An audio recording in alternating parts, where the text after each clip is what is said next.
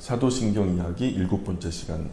우리 지난 시간에 사도신경 중에서요, 하늘에 오르시어 전능하신 아버지 하나님 우편에 앉아 계시다가 요 한 문장 안에서 구주 예수님의 승천이 우리에게 증거가 돼서 예수님의 부활이 그것이 증거가 되어서 우리도 예수님처럼 부활한다, 그것을 설명드렸고, 그 예수님의 승천이 하늘로 들려 올라가셨잖아요.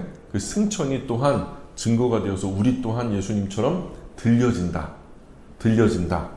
그래서 우리 구주 예수님처럼 승천한다는 사실을 예수님을 통해서 우리가 확인하게 됐고요. 또한 7번째 나팔 소리와 함께 예수님처럼 우리도 부활도 승천도 하게 된다라는 것을 우리가 나누었어요. 나아가서 그것이 끝이 아니라 우리로 이 땅에 유한한 것이 아니라 눈을 들어서 하늘의 영원한 것들을 바라보게 해주시기 위한 정말 귀한 신앙의 고백이었다라는 것을 우리가 함께 깨닫게 됐죠. 결국 우리 그리스도인의 지향점은 땅에 있지 않고 하늘에 있다는 것이죠. 나아가 우리는 하늘에 속했으니 이 땅의 것들을 하늘의 것들로 변화시켜 또는 변모시키는 삶을 살아야 한다. 이것이 우리의 사명이다라는 것을 깨닫게 된 거죠. 그래서 예수님 안 믿는 사람들을 예수님 믿게 하는 것도 사실은 이 땅의 것을 하늘의 것으로 변모시키는 일이죠. 그죠? 유한한 이 세상의 물질들을 하나님의 영광의 나라 일들을 위해서 쓰게 되면 이 또한 이 땅의 것들을 영원한 하나님의 나라 것들로 변화시키는 그런 일환이 되는 거죠. 자, 이런 의미에서 나는 세상 사람으로 세상을 살아갑니까? 아니면 하늘에 속한 그리스도인으로서 세상을 살아갑니까? 예. 땅에 살면서 땅의 것 보고 사나요? 아니면 비록 땅에 살지만 하늘의 것을 보고 사나요? 정말 중요한 이 마지막 질문으로 우리가 지난 시간에 말씀을 마무리했었습니다. 오늘 우리가 함께 나눌 문장은요, 같이 읽어볼까요? 시작. 거기로부터 살아있는 자와 죽은 자를 심판하러 오십니다. 예, 이 부분을 우리가 생각해 보려고 합니다. 창세기에 나타나는 여러 이야기 중에서 우리가 홍수 이야기, 노아의 홍수 이야기를 기억하실 거예요. 노아 홍수 이야기를 가만히 차분하게 읽어보면요, 생각할 거리가 굉장히 많아요. 예, 그래서 노아 홍수 사건을 차분히 살펴보면 홍수 이후의 성경은 계속해서 멸망의 홍수를 창조 사건과 계속해서 연결하려고 한다라는 그 의도를 우리가 볼 수 있어요. 창조하신 창조의 사건이 노아 홍수의 사건과 의도적으로 자꾸만 다리 놓기를 한다. 성경 자체가 창조 사건과 홍수 사건을 자꾸만 연결 지으려고 한다라는 의도를요, 우리가 쉽게 성경에서 발견할 수 있어요. 예를 들면 노아는 홍수가 다 끝난 후에 아담이 받았던 창조 명령을 새롭게 다시 받아요. 그래서 창세기 1장 28절에 이것은 하나님이 에덴을 창설하시고 그곳에 아담을 두시죠. 그리고 아담에게 이 창조 명령을 주셨는데 그것이 1장 28절에 나와요. 우리 같이 읽어볼까요? 창세기 1장 28절 시작. 그들에게 복을 주시며 하나님이 그들에게 이르시되 생육하고 번성하여 땅에 충만하라, 땅을 정복하라, 바다의 물고기와 하늘의 새와 땅에 움직이는 모든 생물을 다스리라 하시니라. 아멘. 여기 보면은 빨간 글씨로 써 있는 것만 보시면요, 생육하라는 거, 번성하라는 거, 충만하라는 거, 정복하라는 거, 다스리라는 거, 이런 5가지의 명령이 있죠. 중요한 건 이거 보시면은요, 하나님은 첫사람 아담에게 생육하고 번성하고 땅에 충만하고 정복하고 다스려라, 이렇게 명령을 주신 거예요. 창조 명령을. 그런데 창세기 9장에도 보면 1절에 이런 말씀이 나와요. 하나님 노아에게, 또 노아와 그 아들들에게 같은 명령을 하시는데 읽어볼까요? 시작. 하나님이 노아와 그 아들들에게 복을 주시며 그들에게 이르시되 생육하고 번성하여 땅에 충만하라, 이렇게 명령하고 계시다는 거예요. 그럼 2가지가 빠졌죠. 정복하라, 다스려라. 그렇죠? 아마도 이 자연 만물이 사람 때문에 저주를 받아서 결국 그것이 오염되면서 자연 생태계가요, 이전에 있었던 아름다운 형상을 잃어버리고 많은 부분 위축된 것으로 여겨져요. 그래서 사람이요, 하나님께서 우리에게 정복하라 하시면 정복할 능력을 주시겠죠. 다스려라 하시는데 다스릴 능력도 없이 다스리라 하진 않으시겠죠. 하나님은요, 우리에게 일을 주실 때 일을 감당할 수 있는 힘을 함께 주시는 줄 믿습니다. 그래서 정복하라 하면 정복할 수 있는 능력을 주셔서 우리가 그것이 어떤 것인지는 잘 몰라요. 지금은 우리가 우리의 이성도 영혼도 정신도 많이 오염되어서 창조시의 그 모습의 형상을 많이 잃어버렸기 때문에 잘 몰라요. 뇌의 용량도 100% 중에서 3%밖에 못 써요. 그러니까 이것이 다 발현되었을 때 과연 이 정복하고 다스리는 것이 어떤 기능을 통해서 어떻게 우리가 이 자연과 만물 또 수많은 짐승과 생물들을 다스릴 수 있었을지 우리는 상상도 못할 지평에 하나님의 은혜가 우리 안에 있었던 거죠. 근데 오염된 이후에는요, 이런 명령들이 빠져요. 정복하라, 다스려라, 능력 없다는 거 아시는 거죠. 이미 그런 것들을 상실했다는 것을 아시는 거죠. 그 이후에 노아와 그 자녀들에게 말하기를 생육하고 번성해서 땅에 충만하라, 이런 명령을 주셔요. 자, 이 새로운 창조라는 것을 보여주는 말씀이에요. 아담에게 했던 그 창조 명령이 노아와 그 아들들에게 똑같이 명령이 되었다는 것은 새로운 세상에 새로운 창조에 대한 새로운 명령이다. 또 홍수로 인해서 온 세상에 물이 창이라죠. 그래서 온 세계가 다 물로 덮여버려요. 그때 창세기 8장 1절은 바람이 불었다라고 설명하는데 창세기 8장 1절을 읽어볼까요? 시작. 하나님이 노아와 그와 함께 방주에 있는 모든 들짐승과 가축을 기억하사 하나님이 바람을 땅 위에 불게 하심에 물이 줄어들었고. 자, 여기서도요, 히브리어로 바람이라는 것이요, 루아흐라는 단어로 쓰였어요. 이것은 성령님을 말할 때 루아흐라는 같은 단어를 쓰거든요. 그러니까 이 장면은 창조 때 성령님께서 땅이 혼돈하고 공허하며 흑암이 깊음 위에 있고 하나님의 신은 수면 위에 운행하시니라. 하나님의 신, 하나님의 영. 자, 우리 같이 읽어볼게요. 창세기 1장 2절입니다. 시작. 땅이 혼돈하고 공허하며 흑암이 깊음 위에 있고 하나님의 영은 수면 위에 운행하시니라. 하나님의 영 또는 그리스도의 영, 거룩한 영, 다 누구를 지칭하는 거냐면 성령님을 지칭하는 용어예요. 여기서 성령님은 수면 위에 운행하셨다. 여기서 하나님의 영도요, 루아흐라는 단어를 쓰고 있단 말이에요. 자, 그래서 홍수 후에 방주는 또한 7달 만에 아라랏산에 머물죠. 7달 만에. 그래서 8장 4절에 보시면 읽어볼게요. 시작. 7째 달 곧 그 달 11의 날에 방주가 아라랏산에 머물렀으며. 그래서 여기에 히브리어로 머무르다라는 자리에 안식하다라는 동사 누아흐라는 단어를 사용해요. 창조 때요, 7일째 안식과 홍수 후에 또 7개월째 안식이 오버랩 되는 거예요. 6일 동안 창조하시고 7일째 되는 날 누아흐 하셨다라고 하는데 여기서는 7달 이후에 누아흐, 아라랏산에 누아흐 하게 되었다, 이렇게 말하고 있거든요. 이게 오버랩이 되는 거예요. 창조 사건과 그리고 이 아라랏산에 머물던 그것이 이 절묘하게 겹치는 효과를 주시는 거죠. 그래서 이런 여러 가지 증거는 노아 때 홍수 후의 세계가 첫 창조만큼이나 정말로 대단한 비중은 아니지만 일종의 재창조의 세계의 시작이었다라는 것을 우리에게 시사해 주는 거예요. 하나님이 앞선 것 다 밀어버리고 새롭게 시작하셨구나. 뭔가 새로운 터 위에 새로운 어떤 계획을 펼쳐 나가시는구나. 여러분, 끝의 시작이라는 말 들어보셨어요? 예, 2024년이 끝나죠. 근데 이 끝은요, 또한 2025년의 시작이기도 해요. 그래서 끝이지만 시작인 거죠. 우리에게 죽음이 끝인 것 같죠. 근데 죽음이 끝이 아니라 영원한 삶의 시작인 거죠. 그런 것처럼 모든 것이 멸망했지만 그러나 끝은 아니에요. 새로운 시작이었다는 거죠. 노아와 그 가족들 외에는 아무도 존재하는 사람이 없었어요. 그래서 그들은 새 아담들과 같은 의미가 되었죠. 방주에 탄 동물들은 모든 생물에 처음 난 것처럼 여겨졌어요. 그래서 멸망의 홍수에는 그 정반대편의 새로운 시작, 멸망의 홍수 그 이면의 새로운 시작, 재창조라고 하는 주제가 그 노아 홍수 주제라는 그 주제 안에 같이 담겨져 있다. 이렇게 멸망이라는 무시무시한 주제를 새로운 시작이라는 관점에서 생각해 보면 이것을 구원 역사의 관점에서 볼 수 있는 새로운 구도가 생겨나요. 우리가 땅에서 하늘을 보면 구름은 하얗죠.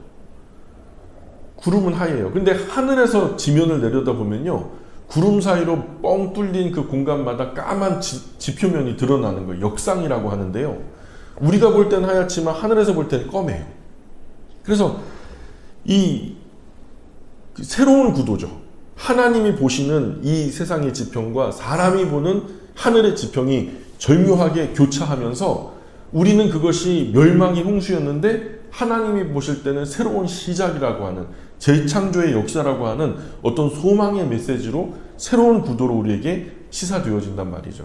신약 성경에서 노아 홍수를 다루는 몇 군데밖에 되지 않는 구절들이 있어요. 그런데 그 중에서도 노아 홍수 이야기가 베드로 전서에 나타나요. 베드로 전서에 노아 홍수를 아주 적극적으로 다루고 있는데, 베드로 전서는 노아 홍수를 이런 식으로 묘사해요. 자, 베드로 전서 3장 20절입니다. 한번 읽어볼게요. 시작. 그들은 전에 노아의 날 방주를 준비할 동안 하나님이 오래 참고 기다리실 때에 복종하지 아니하던 자들이라. 방주에서 물로 말미암아 구원을 얻은 자가 몇 명뿐이니 겨우 8명이라. 아멘. 자, 이 구절에서 눈여겨볼 부분은 어떤 부분일까요? 제가 색깔을 친절하게 달리 표현했어요. 말미암아. 보이세요? 전치사 말미암아. 우리는 보통 홍수가 멸망의 도구이기 때문에 거기에서 살아남았다면 물로부터 살아남은 것이다, 이렇게 생각하는 것이 쉬워요. 물로부터 살아남았다. 죽음의 물로부터, 심판의 물로부터 살아남았다라고 표현하는 것이 오히려 상식적인데, 물은 사람이 극복해야 할 한계나 대상 정도로 여겨지는 거예요. 하지만 성경은 여기에 통상 뭐뭐로부터 해당되는 전치사를 사용하지 않아요. 오히려 헬라어 성경 우리말에도 번역된 그대로 무엇으로 말미암아, 무엇 덕분에, 이런 뜻이에요. 무엇 덕분에 라고 해석되는 전치사를 사용하고 있어요. 이 말은 노아와 그의 가족들은 물로부터 구원받은 것이 아니라 물 덕분에 구원을 받았다라는 얘기예요. 무슨 의미인지 아세요? 누구에게는 그 물이 그 물로 인하여 심판을 당하는 물이었다면, 누구에겐가는 그 물이요, 그 물 덕분에 구원받는 은혜의 물이 되었다는 거죠. 그래서 노아 홍수 이야기를 이렇게 읽는다면, 범람하던 홍수의 물은 분명히 멸망의 방법이었는데, 노아의 가족들에게는 그 멸망의 홍수의 물이 오히려 구원의 방법이 되었다는 거죠. 노아의 가족들 외에 수많은 사람들에게는 멸망의 물이었던 그것이 노아의 가족들에게는 구원의 물이 되었다.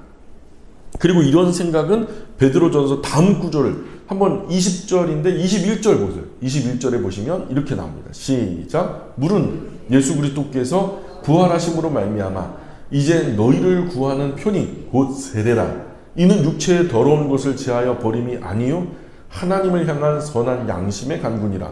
자, 여기서도 보세요.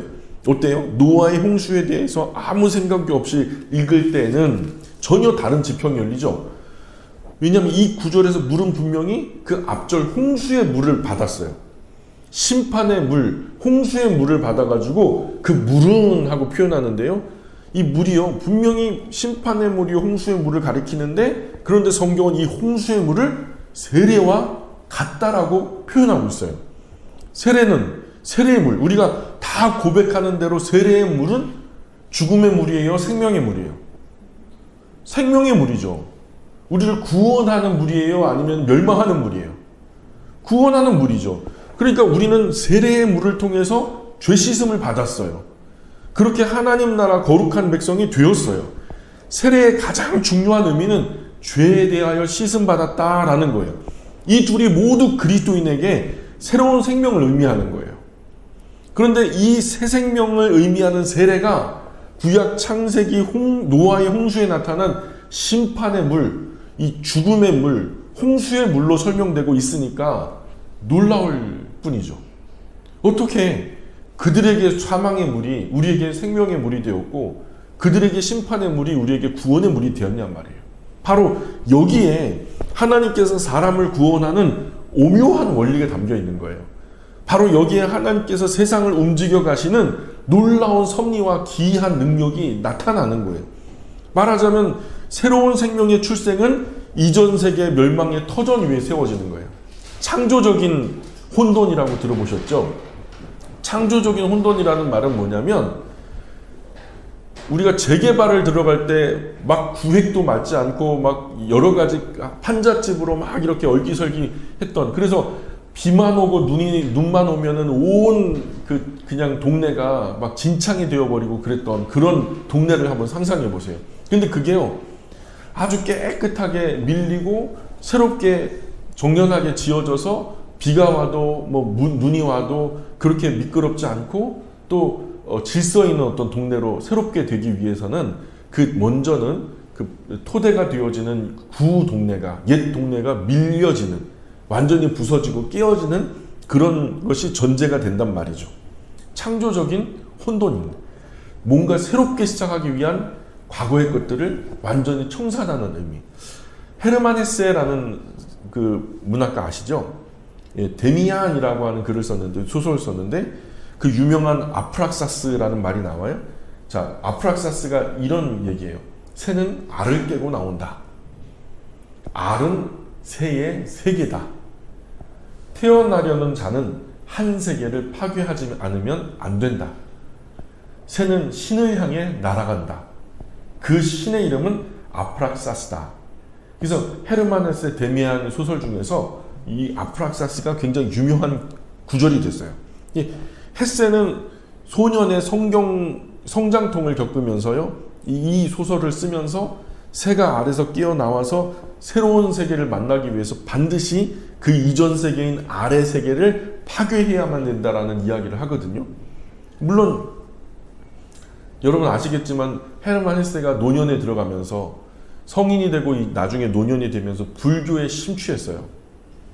그러나 그 본 바탕은 기본적으로 여전히 기독교적인 사고를 했어요. 그래서 이 아프락사스 이 개념을 성경에서 따왔던 거죠. 성경은 새 생명으로 출생한 세례가 죽음의 터전 위에 세워지는 것을 말씀하고 있기 때문에 헤세가 느끼기에는 마치 새가 알을 낳고 그 알을 깨고 나오는 이 새로운 이 생명, 예, 이것이 헤세의 것이 아니라 사실은 성경의 것이었다는 거예요.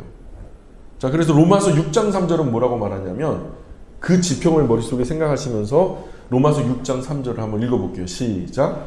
무릇 그리스도와 합하여 세례를 받은 우리는 그의 죽으심과 합하여 세례를 받은 줄을 알지 못하느냐. 그죠? 이어지는 4절도 한번 보세요. 이어지는 6장 4절 로마서입니다. 시작. 그러므로 우리가 그의 죽으심과 합하여 세례를 받음으로 그와 함께 장사되었나니 이는 아버지의 영광으로 말미암아 그리스도를 죽은 자 가운데서 살리심과 같이 우리로 또한 새 생명 가운데서 행하게 하려 함이라. 아멘. 자, 이렇게, 그리고 이 말씀으로 끝나는 게 아니라 더 명확하게 하기 위해서 6장 5절은 이렇게 말씀합니다. 6장 5절도 마저 읽어볼게요. 시작. 만일 우리가 그의 죽으심과 같은 모양으로 연합한 자가 되었으면 또한 그의 부활과 같은 모양으로 연합한 자도 되리라. 예, 죽음에 연합됐으면 부활에도 연합된다라는 거. 그러면 승천에도 연합된다라는 거. 아버지 보좌 우편에 앉아 계신 그분과 같이 우리도 아버지 보좌 우편에 서게 될 것이다. 이것을 연합된 자라는 개념으로 우리에게 설명해 주고 있어요. 그래서 성경에서 새 생명은 죽음 다음에 오는 일이에요. 아무도 죽지 않으면 새롭게 태어나지 못하죠. 세례란 곧 죽음의 의식인 거죠. 고대 의식대로, 고대교회 의식대로 물속에 수세자를 잠글 때 지금처럼 머리에다가 조금 물 축여가도 톡톡 그냥 안수하는 정도가 아니었어요. 과거에는 그냥 주변에 물이 있으면요, 시냇가로 데리고 가요. 그리고 그냥 완전히 머리를 잠궈요.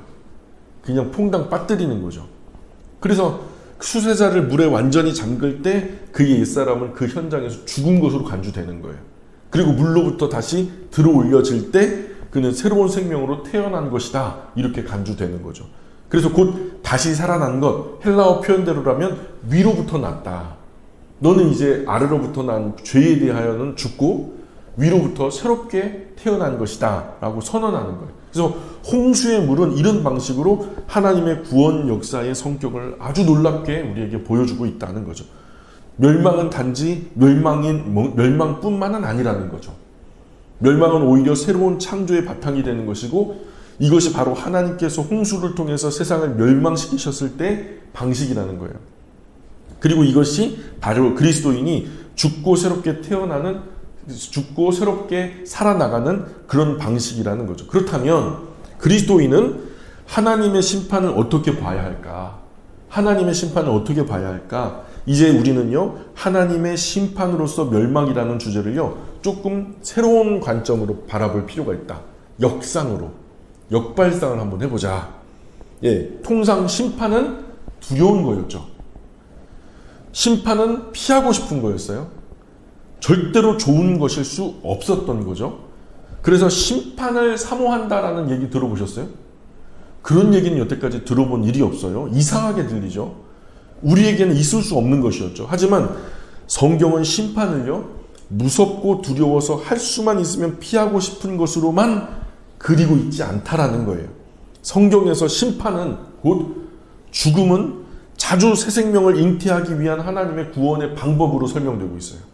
죽어야 산다라는 이 역발상이요, 성경 요소에서 나타나는 건데, 대표적으로 한 두 가지 예만 제가 들어볼게요. 나훔 1장에 가보시면요, 나훔 1장에 가보시면 북이스라엘을 멸망시킨 나라가 어디죠? 아수르죠. 아수르의 수도가 어디죠? 니느웨죠. 니느웨를 하나님이 심판하신다, 멸망시키신다 그러셨죠. 그렇죠? 그런 말씀을 하시면서 나훔서는요, 심판을 통해 이스라엘의 대적을 멸절하고 그냥 끝내버리시겠다, 하나님의 결연한 의지가 나타나는 부분이 이 나훔이에요. 자, 그런데 나훔서는 그 시작부터 뭐라고 말하냐면, 여호와는 질투하며 보복하신다, 보복하며 진노하신다, 자기를 거스르는 자에게 보복하시며 진노하시며 진노를 품으신다, 막 이렇게. 이 보복과 진노, 멸절, 멸망, 이런 것들을 반복하면서, 여러분, 이런 문구를 어떻게 평안한 마음으로 받을 수 있겠냐고요. 그런데 우리는 나훔서의 이 무서운 하나님의 진노와 보복이 무엇을 위한 것인지 이어지는 말씀에서 금세 발견하게 돼요. 나훔 1장 10절부터 14절 말씀인데, 우리 찬찬히 같이 읽어볼게요. 시작. 가시덤불같이 엉클어졌고 술을 마신 것 같이 취한 그들은 마른 지푸라기 같이 모두 탈 것이거늘, 여호와께 악을 꾀하는 한 사람이 너희 중에서 나와서 사악한 것을 권하는도다. 여호와께서 이같이 말씀하시기를, 그들이 비록 강하고 많을지라도 반드시 멸절을 당하리니 그가 없어지리라. 내가 전에는 너를 괴롭혔으나 다시는 너를 괴롭히지 아니할 것이라. 이젠 네게 지은 그의 멍에를 내가 깨뜨리고 내 결박을 끊으리라. 나 여호와가 네게 대하여 멸명하였나니 이 내 이름이 다시는 전파되지 않을 것이라. 내가 네 신들의 집에서 새긴 우상과 부은 우상을 멸절하며 네 무덤을 준비하리니 이는 내가 쓸모없게 되었음이라. 아멘. 자, 니느웨가 이렇게 가시덤불같이 엉클어졌고 술 마신 것 같이 취하고 마른 지푸라기까지 타버리게 된 것은 다 남왕국 유다의 구원을 위한 것이었다. 이 무시무시한 말씀 바로 다음에 어떤 말씀이 나타나고 있는지 아세요? 이 나홈의 이 무시무시한 말씀 이후에 어떤 말씀이 나오냐면, 우리가 방금 이 14절까지 읽었잖아요. 근데 15절 바로 다음 구절 이거예요. 같이 읽어볼게요. 시작. 볼지어다 아름다운 소식을 알리고 화평을 전하는 자의 발이 산 위에 있도다. 유다야, 네 절기를 지키고 네 서원을 갚을지어다. 악인이 진멸되었으니 그가 다시는 내 가운데로 통행하지 아니하리로다 하시니라. 아멘. 아름다운 소식을 알리고 화평을 전하는 자의 발이 산 위에 있도다. 어감이 어때요? 느낌이 밝아요? 어두워요? 너무 밝죠? 방금 전에 14절까지는 막 지옥처럼 두려웠어요. 그런데 지금 여기서는 아름다운 소식을 알리고 화평을 전하는 자의 발이 산 위에 있도다. 마치 천국 같아요. 이 선언이 무시무시한 진노와 보복, 멸절과 무덤이라고 하는 심판의 선언 뒤에 등장하는 말씀이에요. 곧 이 진노와 보복, 멸절과 무덤이라는 이 하나님의 심판은 선택한 백성 남왕국 유다 구원의 근거가 되고 있는 거예요. 그들은 그렇게 될 테지만 너희는 이렇게 될 것이다. 두 번째, 이사야 35장에도 보시면요. 자, 이 이사야 35장은 여러분이 많이 읽어보셔서 잘 아실 거예요. 이사야 35장 신나는 말씀이죠. 6절부터 10절까지인데요. 한번 같이 찬찬히 읽어보겠습니다. 시작. 그때에 저는 자는 사슴같이 뛸 것이며 말 못하는 자의 혀는 노래하리니 이는 광야에서 물이 솟겠고 사막에서 시내가 흐를 것입니다. 뜨거운 사막이 변하여 못이 될 것이요 메마른 땅이 변하여 원천이 될 것이며 승량에 눕던 곳에 풀과 갈대와 부들이 날 것이며 거기에 대로가 있어 그 길을 거룩한 길이라 일컫는 바 되리니 깨끗하지 못한 자는 지나가지 못하겠고 오직 구속함을 입은 자들을 위하여 있게 될 것이라. 우매한 행위는 그 길로 다니지 못할 것이며 거기에는 사자가 없고 사나운 짐승이 그리로 올라가지 아니하므로 그것을 만나지 못하겠고 오직 구속함을 받은 자만 그리로 행할 것이며 여호와의 속량함을 받은 자들이 돌아오되 노래하며 시온에 이르러 그들의 머리 위에 영영한 희락을 띠고 기쁨과 즐거움을 얻으리니 슬픔과 탄식이 사라지리로다. 아멘. 자, 보세요. 여기서도 똑같이 말씀하는 거예요. 구도는 똑같아요. 방금 전에 나움 말씀드렸던 그 구도와. 자, 그때의 맹인의 눈이 밝아진대요. 못 듣는 사람의 귀가 열린대요. 다리를 저는 사람이요 사슴처럼 뛰어다닌대요. 말 못하는 사람의 혀가 노래를 한대요. 뜨거운 사막이 변해서 연못이 된대요. 메마른 땅이 변해서 샘이 솟는 원천이 된대요. 여호와 하나님께 구원받은 사람들이 그때에는 돌아올 것이고 그들 각자 머리 위에 영원한 즐거움이 있어서 참된 기쁨과 영원한 즐거움을 각자 누리게 된다라는 거예요. 하지만 여러분, 이 놀라운 기쁨과 회복의 말씀이 이사야 34장과 연결되고 있어요. 우리가 지금 읽었던 거는 몇 장이죠? 이사야 35장이죠.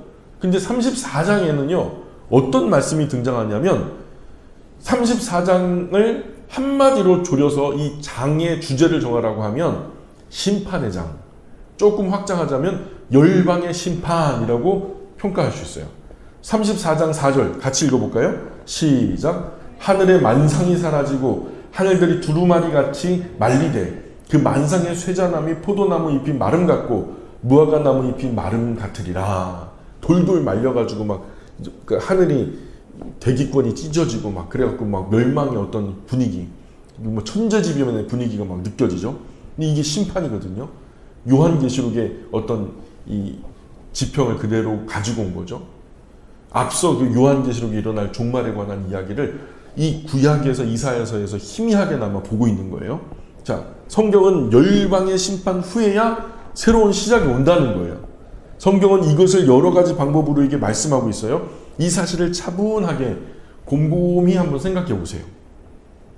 그리스도인은 멸망이 몰아치는 상황 속에서 하나님의 커다란 구원의 손길을 보게 됩니다. 온 세상을 향한 칼날은 심판이 몰아치겠죠? 그러나 그것은 적어도 전능하신 하나님을 신뢰하고 의지하는 사람에게는 아니라는 거예요. 하나님께 피하는 사람에게는 이 심판의 칼날이 아니라는 거예요. 오히려 그 심판과 멸망은 여호와 하나님을 의지하고 의뢰하는 이들에게는 새로운 시작을 위하는 구원의 현장이라는 거죠. 때문에 여호와 하나님을 의지하고 의뢰하는 그리스도인은 두려워하지 않아도 된다라는 거예요. 첫 세계의 멸망이었던 노아 홍수의 물은 세례의 구원의 물과 연결되어서 새로운 생명의 시작이 되었잖아요. 그러므로 마지막에도 그럴 거라는 거죠. 그래서 베드로후서 3장 12절 13절에 이렇게 말해요. 베드로후서 3장 12절 13절 같이 읽어볼까요? 시작. 하나님의 날이 임하기를 바라보고 간절히 사모하라. 그날에 하늘이 불이 타서 풀어지고 물질이 뜨거운 불에 녹아지려니와 우리는 그의 약속대로 의가 있는 곳인 새하늘과 새 땅을 바라보도다. 자, 기묘한 대립이 여기 있죠. 세상은 첫 심판 물에 멸망한 것처럼 이제 두 번째 심판 때는 불의 멸망을 당한다라는 거예요. 그러나 세계의 멸망 가운데서도 두 눈의 기대감을 가득 품고 하늘을 우러러 기다리고 있는 아주 기이한 사람이 있다는 거예요. 정말 특이한 사람들이 있다는 거예요. 이들은 세상 심판을 통해서 새로운 세계를 여시는 여호와 하나님을 알고 있기 때문에 그 심판을 두려워하지 않는다는 거예요. 오히려 그 뒤에 나타날 새하늘과 새 땅을 눈을 들어 바라보는, 소망 가운데 바라보는 이들이 그 멸망의 틈바구니에 있다는 거예요. 그들이 바로 우리 곧 그리스도인 줄 믿습니다. 예, 그래서 루터는요, 탁상다마라는 그래서 자기가 병에 걸려가지고 몹시 약하게 되었을 때 그때를 회상하면서 이런 글을 남겼어요. 글씨가 작아서 잘 안 보이죠? 제가 읽어드릴게요. 얼마 전 병에 걸려 아주 약하게 된 상태에서 하나님께 나 자신을 의탁할 때 장차 영원한 생명을 얻게 되는 그날 맛보게 될 기쁨이 과연 어떤 것이며 그 기쁨이 얼마나 클까 하는 생각이 스치고 지나갔습니다. 그날에는 그리스도께서 우리에게 전해주셔서 이 땅에 사는 동안 새롭게 창조될 세상이 어떤 것인지 잘 알 수 없습니다. 우리의 이해력에는 큰 한계가 있어서 지금 이 세상과 그 안에 무수한 피조물들, 눈에 보이는 물질로 된 이것도 우리는 다 알 수 없기 때문입니다. 중간 생략. 우리 주 아버지 하나님께서 잠시 있다 사라질 이 세상, 하늘과 땅과 그 안에 있는 것들을 창조하실 때도 이렇게 눈부시도록 아름답게 지으셨거늘 저 영원한 하늘나라 지으실 때는 얼마나 더 영광스럽고 아름답겠습니까? 하면서 그의 글에서 이렇게 표현합니다. 우리의 이해력은요, 우리가 상상하는 그 이해력은 연약해요. 불완전해요. 그래서 하나님 여호와께서 주실 새로운 세계를 우리가 상상으로도 접근할 수가 없어요. 아니 사실 상상조차 할 수 없는 곳이 그곳이에요. 도대체 가늠이 안 돼요. 그러나 우리는요, 죽음을 변화시켜 생명으로 만드는 참 구원과 세례의 능력을 붙들고 있기 때문에 심판을 통해서 여시는 새로운 세계가 얼마나 놀라울 것임을 고대할 수는 있다. 막연하게. 아, 그곳은 지금보다 좋겠지? 내가 생각하는 모든 좋은 것보다, 그 모든 좋은 것을 다 합쳐놓은 것보다 훨씬 더 좋겠지라고 하는 소망의 지평이 열리는 거죠. 무엇인지는 알 수 없으나 그러나 가장 좋은 것으로 우리에게 주실 거라는 그 막연한 소망이 우리 안에 있다는 거예요. 우리 생각보다 더 크게, 더 아름답게 하실 거라는 믿음이죠. 사도신경은 그리스도에 대한 마지막 고백을 뭐에 대해서 말씀하냐면 다시 오실 것. 다시 오실 것에 대해서 맞추고 있어요. 그런데 그냥 다시 오시는 게 아니라 뭐 때문에 다시 오신다? 심판하러 오시리라. 심판하러 다시 오실 거래요. 우리는 이것을 우리 신앙으로 고백해요. 그렇죠? 하지만 왜 그리스도인이 이렇게 심판을 위해 다시 오실 심판의 주님을 기다릴까요? 그것은 아버지 하나님 백성인 우리는 마지막 최후의 심판이 곧 최후의 구원이 되기 때문에. 따라해 볼까요? 세상의 최후의 심판이 우리의 최후의 구원이기 때문에. 다시 한번 말씀드려 볼까요? 세상의 최후의 심판이 우리의 최후의 구원이 되기 때문에. 예, 이것을 우리가 약속으로 받았거든요. 아멘. 멸망의 그날 우리는 구원받아요. 다시 오실 그날 세상은 심판당할 테지만 그를 믿고 의뢰하며 영접하여 구주 예수님이라고 부르는 모든 이들에게 하나님 구원을 선물해 주실 테니까요. 그 약속을 우리가 믿어요. 우리 그리스도인의 상상력은 세상 다른 엉뚱한 상상보다 아버지 하나님 나라를 향한 기대와 기다림을 전제로 할 때 정말 큰 의미와 가치가 있어요. 세상에 무슨 상상을 해봐요. 그러나 그 아버지 하나님의 나라, 우리에게 유업으로 주실 그 나라를 상상하는 것보다 더 의미 있고 가치 있는 일은 없다는 거예요. 그러나 어떤 경우에는 마치 여호와의 증인들 그림책에서 보듯이 온갖 짐승과 각종 인종이 즐겁게 웃고 있는 마지막에 도달할 어떤 지상의 나라, 이 땅에 이루어진대 그들은. 지극히 인간적인 관점에서 보게 만들었어요. 이슬람 사람들, 무슬림들의 파라다이스도 그렇죠. 한 남자를 12명의 여인이요, 막 그냥 받쳐주고 그냥 어루만져주고 하면서 지상 낙원을 그렇게 꿈꾼다는 거죠. 자, 그런데요, 지극히 인간적인 거잖아요. 때문에 타락하고 오염된 우리 사람의 지성으로는 새하늘과 새 땅을 상상할 수가 없어요. 이런 미진하고 미천한 것들로 대체할 뿐이지. 그러나 성경에서 열어 보여주시는 만큼은 상상할 수 있다. 성경에서 어느 정도 힌트를 주시는 만큼은 우리가 조금 상상할 여지가 있다라고 하면서 우리가 요한계시록의 말씀을 우리가 보면은 좀 멋지겠다는 생각이 들더라고요. 요한계시록 22장에 그 나라를 직접 묘사하거든요. 사도 요한은 그 문이 열리고 그 안에 들어갔었어요. 그리고 그것을 이 세상의 유한한 언어로 어떻게든 표현해 보려고 노력하나 그러나 말로 다 할 수 없다 하면서 가슴을 치던 것이 사도 요한이거든요. 그런데 그 마음 심정을 헤아리면서 요한계시록 22장 1절로 5절 잠깐의 묘사지만 우리가 한번 마음속으로 떠올려 보면 우리가 이제 사도신경으로 다시 오실 예수님에 대한 신앙을 고백할 때 그것은 우리에게 심판의 두려움이 아니라 새로운 하나님의 나라의 소망으로 불타오르게 될 것이다 라는 생각이 들어요. 자, 우리 한번 눈에 보이시면 한번 읽어보시면 좋을 것 같아요. 글씨가 너무 작죠. 그러나 읽어보겠습니다. 요한계시록 22장 1절로 5절입니다. 또 그가 수정같이 맑은 생명수의 강을 내게 보이니 하나님과 및 어린 양의 보좌로부터 나와서 길 가운데로 흐르더라. 강 좌우에 생명나무가 있어 12가지 열매를 맺되 달마다 그 열매를 맺고 그 나무 잎사귀들은 만국을 치료하기 위하여 있더라. 다시 저주가 없으며 하나님과 그 어린 양의 보좌가 그 가운데 있으리니 그의 종들이 그를 섬기며 그의 얼굴을 볼 터이요 그의 이름도 그들의 이마에 있으리라. 다시 밤이 없겠고 등불과 햇빛이 쓸데없으니 이는 주 하나님이 그들에게 빛이심이라. 그들이 세세토록 왕노릇하리로다. 아멘. 왕노릇하리로다.